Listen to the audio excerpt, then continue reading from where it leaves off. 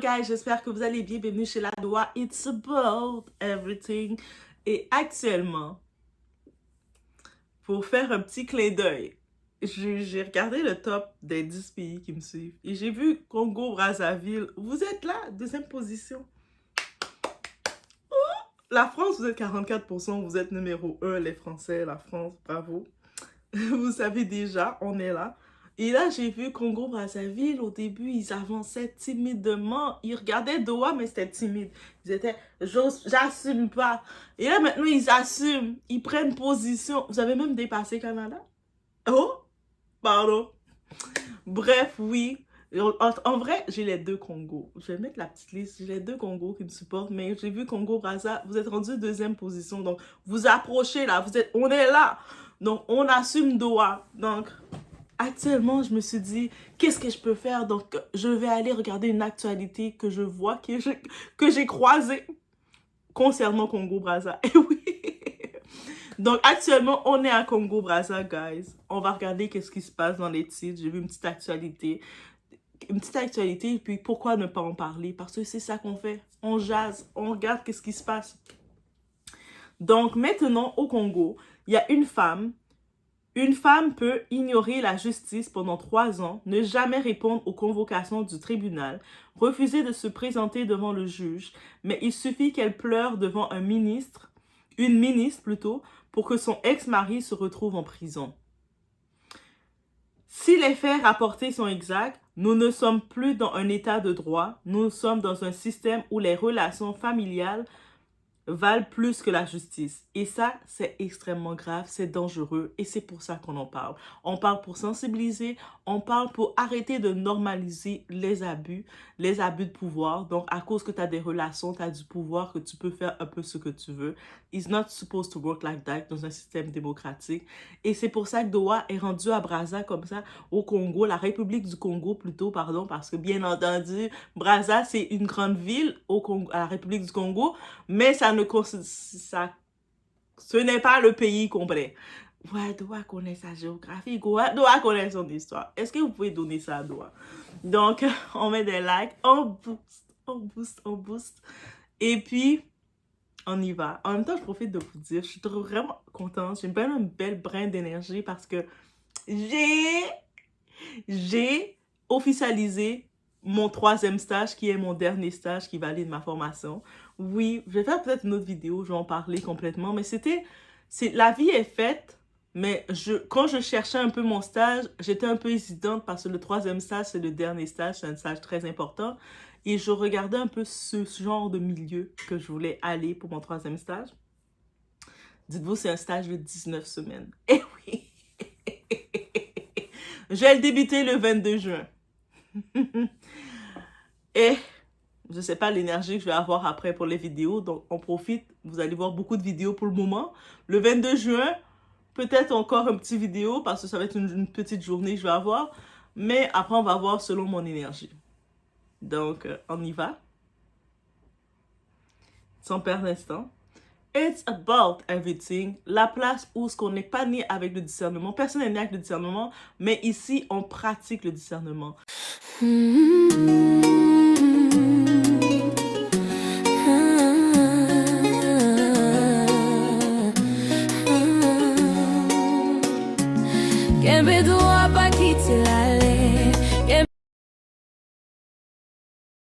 veut dire que comment on pratique le discernement? On regarde des actualités, on regarde différents faits, que ce soit des faits de chez moi, d'Haïti, mais l'Afrique aussi c'est chez moi. Le royaume du Congo avec un cas, il y avait à ce qui paraît quelques de mes ancêtres qui se promenaient pieds nus, qui marchaient un petit peu. Oui, même mes ancêtres marchaient pieds nus. Il fait chaud, il fait beau, c'est comme ça mes ancêtres ils étaient connectés directement à la terre. Je vous dis, vous allez remarquer quelque chose, vous allez voir quand un Haïtien il arrive en Afrique, dans le continent de l'Afrique, la première connexion qu'il cherche à faire, c'est de marcher pieds nus sur la terre de l'Afrique. Pourquoi vous pensez qu'un Haïtien fait ça? Il recherche le plus sa connexion avec ses ancêtres. Oui, nous, Haïtiens, nous sommes très spirituels à ce niveau. Donc, on y va, guys, on perd d'instant. On n'oublie pas, on donne la force à Doha. Je vais essayer de céduler les directs. Mais comme je vous ai dit, les directs, je vais les céduler, ça va être pour les membres. Donc, si vous voulez d'être direct avec moi directement, qui va être en toute intimité, un petit peu dans d'autres environnements, il va falloir être membre. Oui, oui. Et dans les directs, ça va être sans filtre, ça va être vraiment, je vais être poussée dans les sujets. Parce que des fois, il y a des sujets que je ne peux pas trop pousser dans les sujets à cause de certaines restrictions de la plateforme, mais dans mes directs, je vais y aller sans filtre. I will go. Et des fois, je suis déjà assez sans filtre. Imaginez que là, je vous dis, je vais y aller encore plus sans filtre. Et quand vous êtes membre, il n'y aurait pas directement les publicités. Parce que vous savez, quand vous voyez les publicités, ça me donne quelques sous, ça m'encourage et ça fait du bien en tant qu'étudiante. Donc, on y va, guys, sans perdre de temps. Pendant que certains citoyens attendent des années pour voir leur dossier avancer devant les tribunaux, c'est la réalité des choses. Il y en a, ils ont des cas ils devraient être gagnants. Ils ont raison, mais ils ne peuvent pas passer devant le tribunal. Ils sont en attente, la grosse pile d'attente. Une simple rencontre familiale aurait suffi pour déclencher une intervention policière. On appelle ça un peu abus de pouvoir.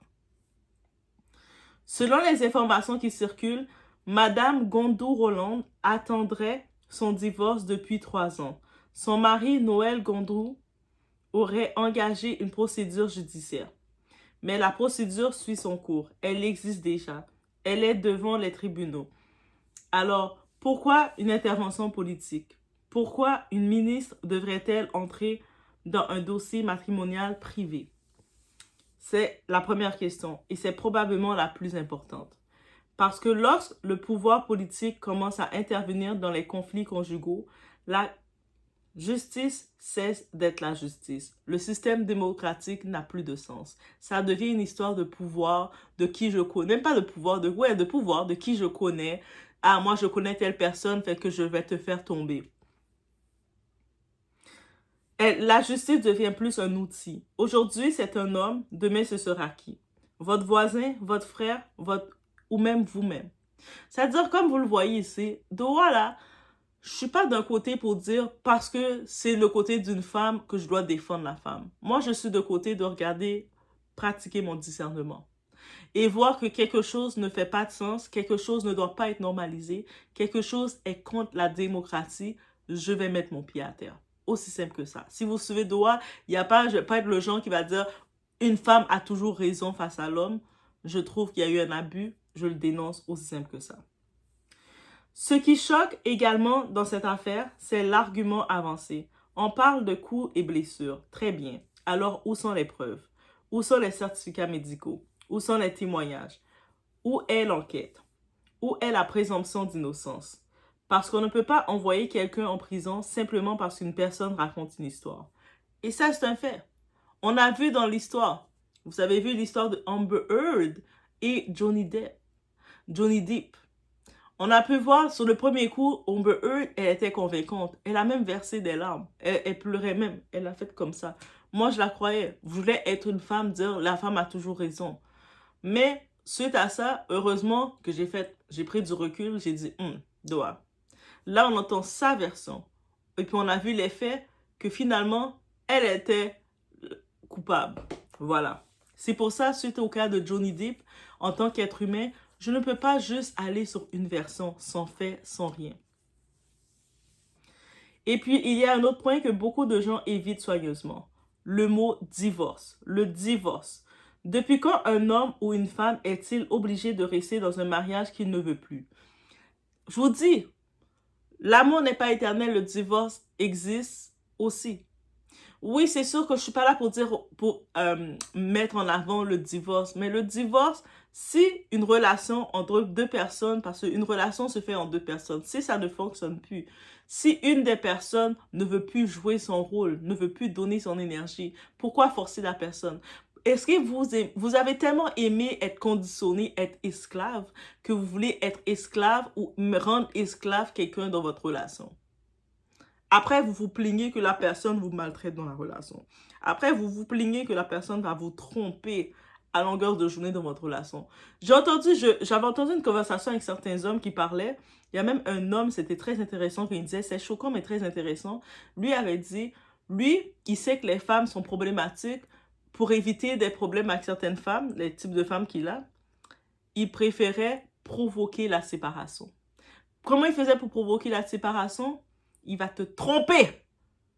Il va même te tromper à ta famille s'il doit te déranger. Il va te malmener de façon émotionnelle et tout. Jamais te complimenter, te rendre le plus bas. Et au-delà de ça, il va même saboter tes finances et tes projets. Il va faire tout ça. Et puis il le disait. Pourquoi il s'était engagé à faire tout ça? Parce qu'il sait que la femme, si tu es un homme et tu décides d'aller voir certaines femmes, certains types de femmes, vous savez le type de femmes qui disent l'amour avant tout. Pas l'amour. Parce qu'on parle, dans leur relation, dans leur tête, ces femmes-là, elles croient pas en l'amour. La relation avant tout. Mariage à tout prix. Elles sont prêtes elles sabotent leurs propres enfants pour un mariage. Même qu'un mariage ne veut rien dire.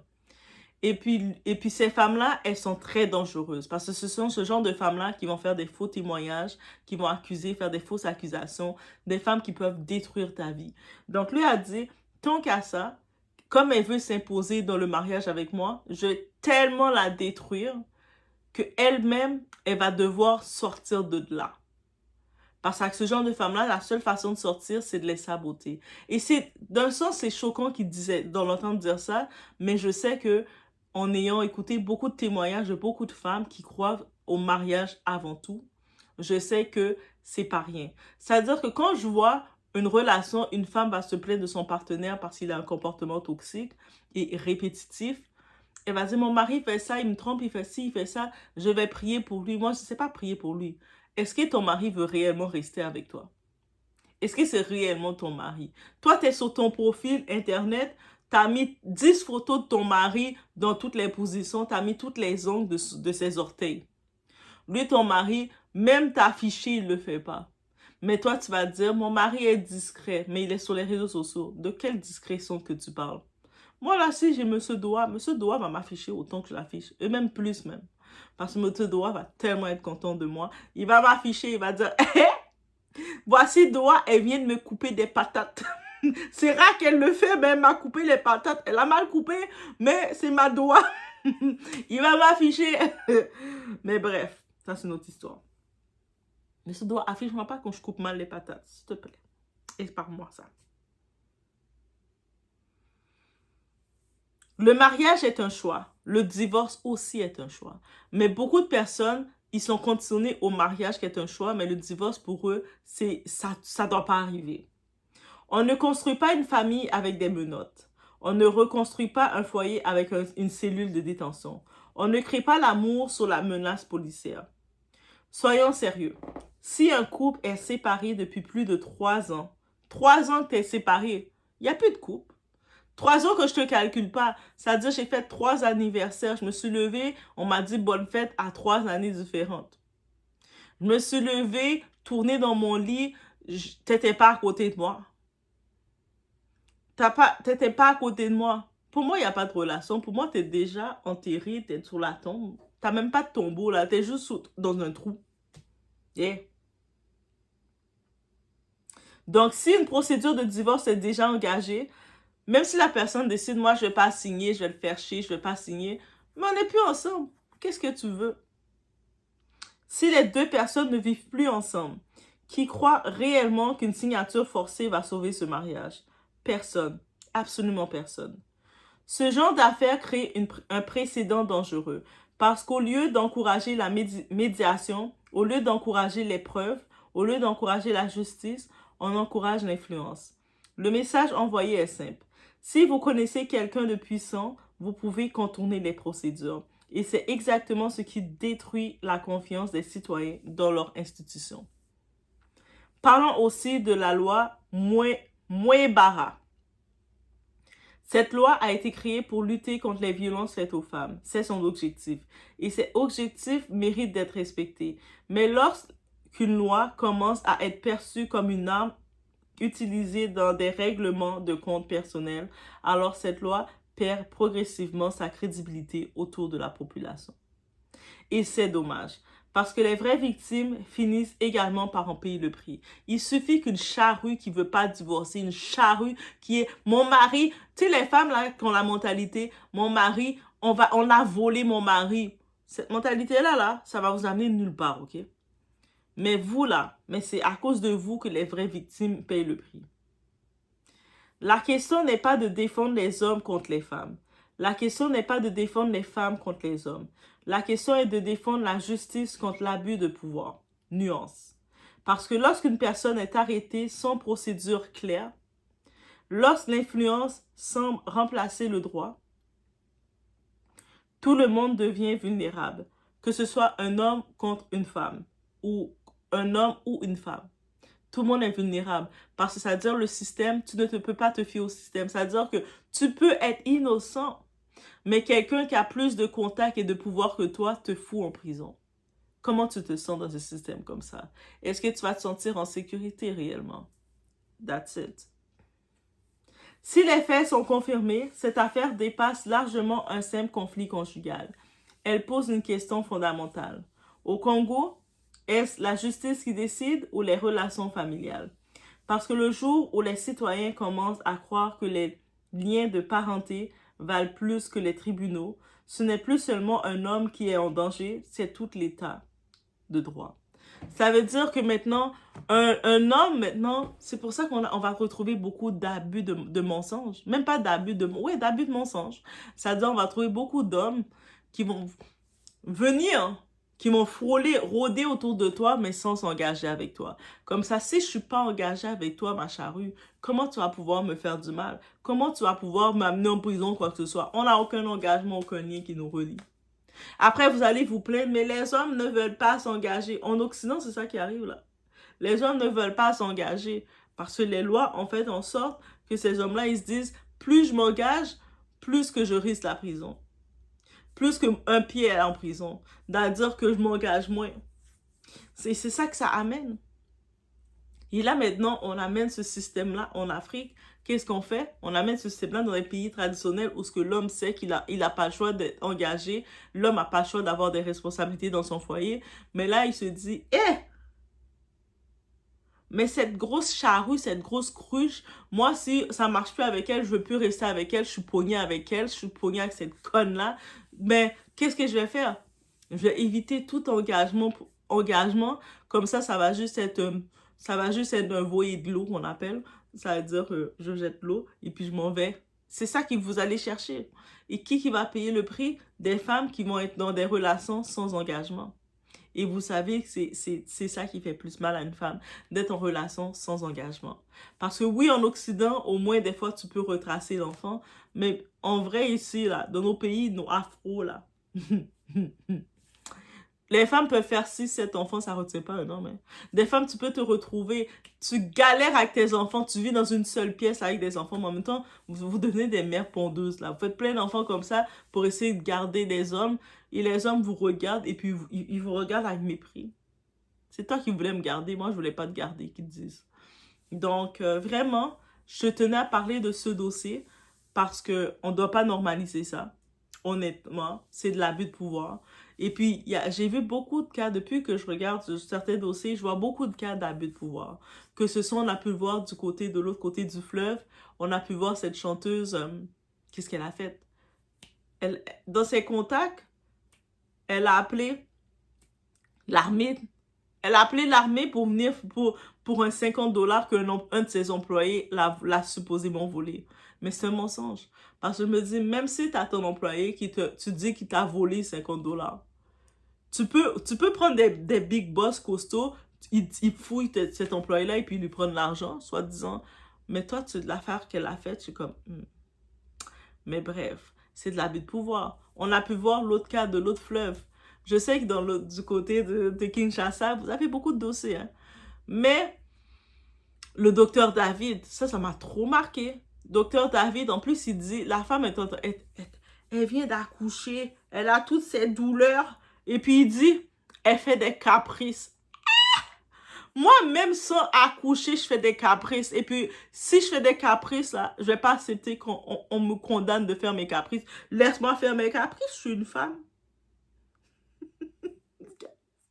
Oui, donc ça veut dire que c'est ça. Et puis là, tu le vois, il a juste payé une petite amende honorifique. Et puis là, il est tranquille. Il a même pas été... Il continue d'exercer, faire ses choses. Parce qu'il a des contacts. Mais quand tu vois un système qui fonctionne comme ça en contact, est-ce qu'on peut parler encore de démocratie? Donc c'est pour ça que oui, je tenais à mettre en lumière cette partie-là. Laissez-moi savoir ce que vous en pensez. Si vous avez des détails en plus à ajouter, let me know, guys. Donc, Brazza, on était à Brazza, guys. En plus, là, je dois aller à l'autre côté du fleuve parce que j'ai une autre nouvelle, une autre vidéo qui vient de l'autre côté du fleuve. Kinshasa, je viens pour vous, hein. Je viens pour vous, Kinshasa. C'est par amour. Si je viens pour vous, des fois, taper sur vous, c'est pas que oui, je viens taper sur vous, mais on corrige avec amour. On corrige ce qu'on aime, ok?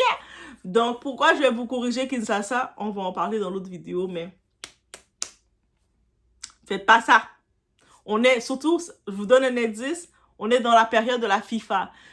Kinshasa, la RDC, comme Haïti, ça fait près de 50 ans qu'on arrive. Je sais que c'est notre deuxième participation. On est excités. Le monde nous regarde. Notre comportement, même en tant que supporter, va faire que les gens peuvent nous mépriser ou pas. C'est de ça qu'on va parler. Donc, ça s'en vient dans l'autre vidéo. J'ai vu quelque chose et je tenais à vous parler de ce petit détail que j'ai vu. Et c'est de ça qu'on va parler. Eh, préparez-vous, hein? Préparez-vous. Haïti, on est votre grand. C'est nous vos grands. OK? Donc, on se retrouve aux prochaines vidéos, guys.